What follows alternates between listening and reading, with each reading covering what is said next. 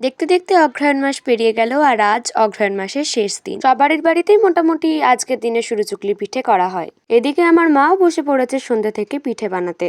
সুবিধার জন্য আমার মা গ্যাসটাকে নিচে নামিয়ে তারপর পিঠেগুলো করছিল। নতুন চাল, সামান্য আতপ চাল, একটু বিউলির ডাল আর স্বাদের জন্য আদা, লঙ্কা আর মৌরি এসব দিয়ে একটা বেটার বানিয়ে তারপর সেটাকে পাতলা করে এই পিঠেটা বানানো হয়। ও হ্যাঁ, নুনও দেওয়া হয়, কিন্তু বিভিন্ন বাড়িতে এর উপকরণের হেরফের দেখা যায়। যারা নতুন নতুন পিঠে বানাবো ভাবছো তারা এই উপকরণ আর সামান্য প্র্যাকটিস দিয়ে তাড়াতাড়ি পিঠেগুলো বানিয়ে ফেলো তো। কিছু কিছু বাড়িতে এই পিঠেটা একটু মোটা ভাবেই বানানো হয়, তবে আমার মা এরকম রুমালি রুটির মতো পাতলা পাতলা করেই পিঠেগুলো বানায়। আর এরকম পাতলা পাতলা পিঠে বানানো শিখেছিল আমার মা আমার দিদুনের কাছ থেকে।